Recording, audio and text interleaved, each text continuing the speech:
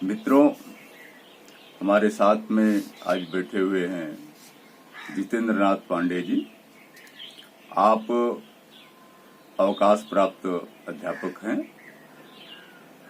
आपने मुंबई महानगर के स्कूल में एक अच्छी सेवा देते हुए आप अवकाश प्राप्त किए हैं और आप पहले से ही बहुत तेज तर्रार, प्रतिभा संपन्न और राजनीतिक यात्रा की बात करें तो आप कांग्रेस से होते हुए भाजपा तक सपोर्ट किए हैं। लेकिन अब आप एक जो इस व्यवस्था को, इस भारतीय व्यवस्था को देखते हुए जो विकृति आई है, उसमें एक न्याय धर्म सभा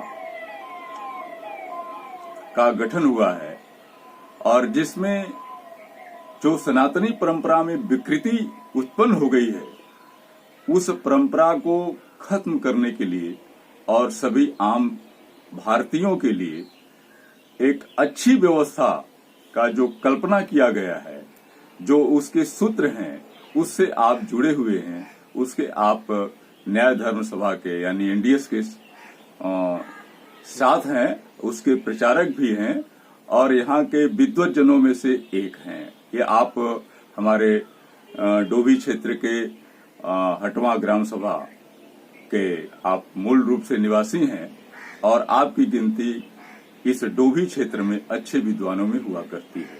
मैं आज उनसे चर्चा करना चाहूंगा कि आपने बड़ी राजनीतिक यात्रा की, कांग्रेस में भी बहुत बढ़ चढ़ कर हिस्सा लेते रहे, अच्छे पद पर रहे और फिर आपने बीजेपी को सपोर्ट करते हुए आप यहाँ तक पहुंचे हैं। तो मैं ये जानना चाहूंगा कि जो न्याय धर्म सभा का उद्देश्य है, उस पर कहाँ तक सामाजिक और राजनीतिक अवसर पर या उसके स्तर पर उसका पालन हो सकेगा, इस पर आप अपना विचार रखें। आप जितेंद्र नाथ पांडे जी से। सबसे महत्वपूर्ण बात,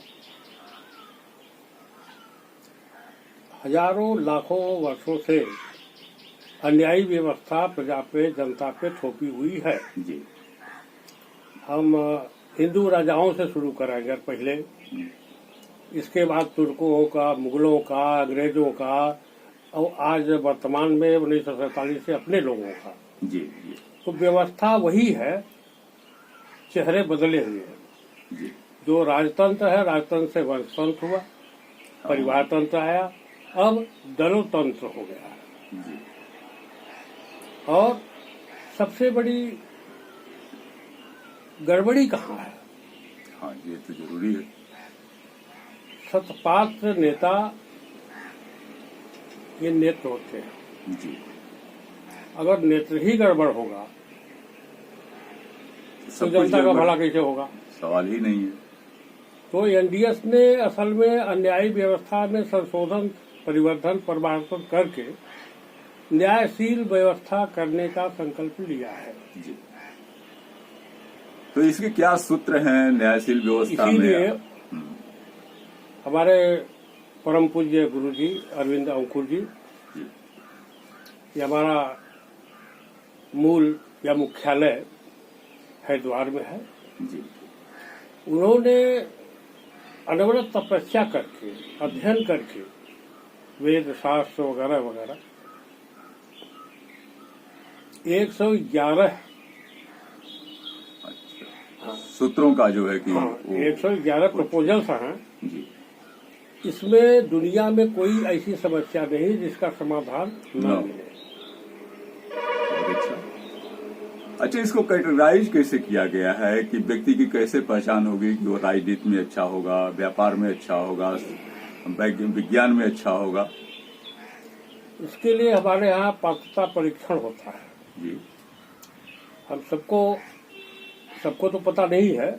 कुछ लोग कहते भी हैं कि जैसे हमारे यशस्वी प्रधानमंत्री करते हैं कभी कभी PQ, IQ, EQ और SQ।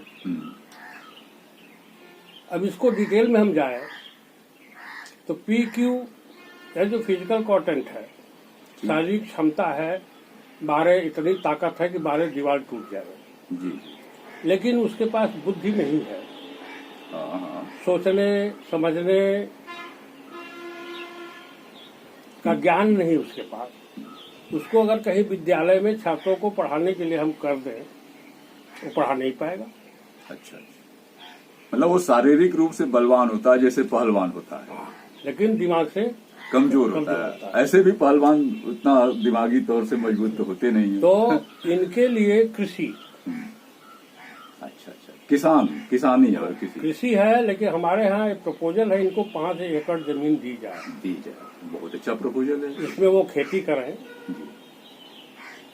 जैसे आपके पास जमीन है, बटाई होती है, बटाई प्रथा चलती है ना, तो असल में उसमें त्रिकोणीय अर्थव्यवस्था लागू करने की जरूरत है। चाहे कृषि हो, चाहे व्यापार हो, चाहे उद्योग हो। जी। अब उद्योग की बात हम करें, उद्योग में क्या होता है कि अभी तक हमारे देश में 4% से 14% तक ही कर्मचारियों को वेतन दिया जाता है। हाँ। जबकि न्याय की बात अगर करें तो 33.33 वेतन मिलना चाहिए, मिनिमम 1/3, और बाकी 33.33 ये गवर्नमेंट का, क्योंकि गवर्नमेंट भी तो रोड है, रेल व्यवस्था, तमाम सारी सुविधाएं उपलब्ध, पानी है, बिजली है, जमीन है, ये उपलब्ध कराती है उद्योगपतियों को, तो उसका भी हिस्सा है। इसके बाद चूंकि उसमें कर्मचारी है, कर्मचारियों से ही कंपनी चलती है, न कि उद्योगपति से। उद्योगपति तो अपना धन लगाता है खाली, उसमें जो मैनेजर होते हैं और लोग होते हैं वो प्लानिंग करते हैं कि हम ये इंडस्ट्री को कैसे आगे ले जाएं, और जो कर्मचारी मजदूर हैं, मजदूर अपनी मेहनत, खून और पसीना बहा करके कंपनी को डेवलप करते हैं। लेकिन आज के परिवेश में, आज की व्यवस्था में 99% उद्योगपति ले जाता है। लूट खसोट है, उद्योगपति ही ले जाता है। ये व्यवस्था तो बहुत अच्छी है। अच्छा, जैसे दूसरा PQ के बाद आपके यहाँ क्या है? PQ के ऊपर अगर चलते हैं, देखिए 4 क्षमताएं हैं। हाँ। PQ, IQ। IQ की बात करें, मानसिक क्षमता। अच्छा, जिसको इंटेलिजेंसी कॉन्टेंट करते हैं। हाँ, इंटेलिजेंट है कम्प्लीटली। हाँ। तो उसमें शारीरिक क्षमता भी है और इंटेलिजेंसी भी है। जी। तो ऐसा व्यक्ति जो है ये व्यापार और उद्योग के योग्य है।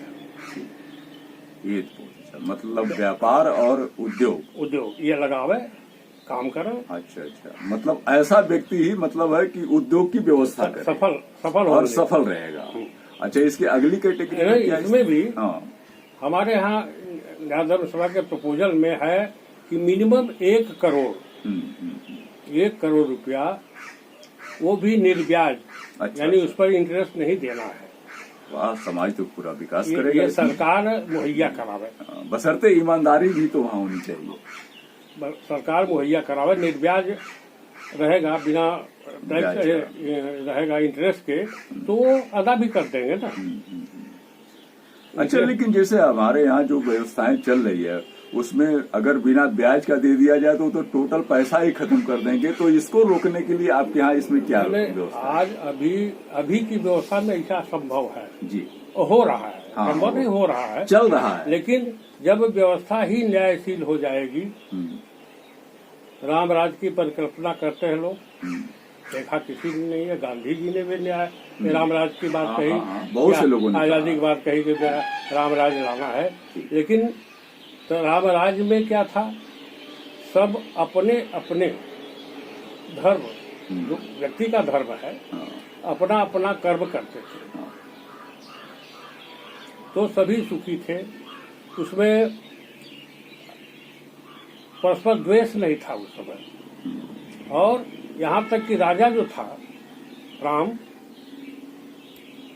प्रजा जाति का धोबी, जो शेड्यूल कास्ट कहा जाता है आज, धोबी ने कोई बात कह दी, उसको भी महत्व दिया, जो आज नहीं है। आज तो बिल्कुल अपोज है कि खत्म कर दो, आज है ही नहीं है। धोबी ने ताना मार दिया, यानी कि अपनी बात, अपने दिल के बात कह दी। अब उसको राजा ने स्वीकार किया और सीता का परित्याग किया। ऐसा पुरुष, महापुरुष आज तो फिलहाल कोई नहीं है।